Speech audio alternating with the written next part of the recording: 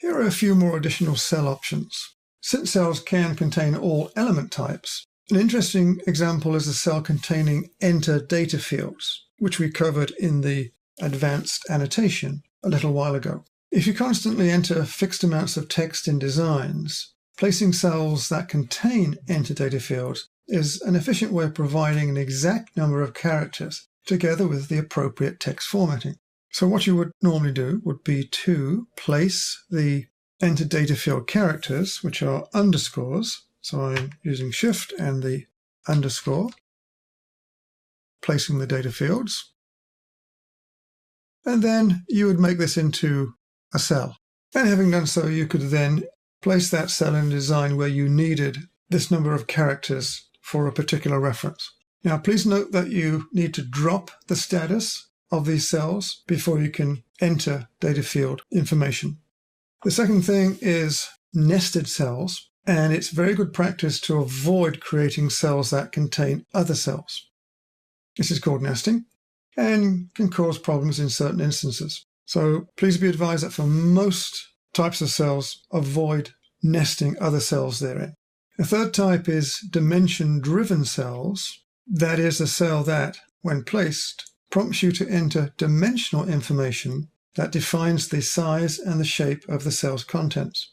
Now, MicroStation provides sets of tools for creating dimension-driven cells, and I can show you one quite quickly. So we go to Tools and Toolboxes, and we select the DD Design Toolbox, which is this one.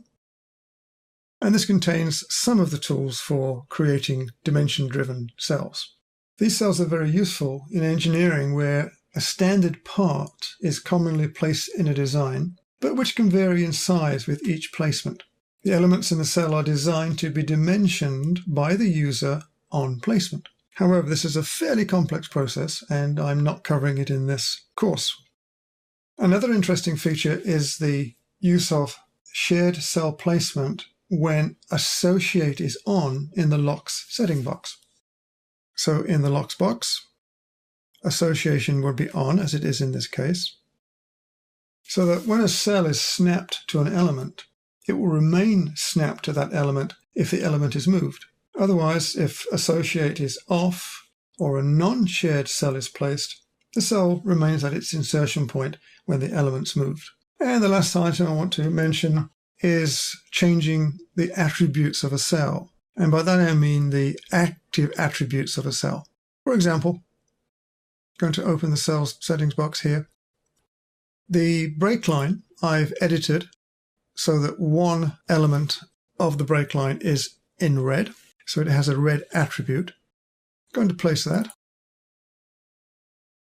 in my design. There we go. There's the cell.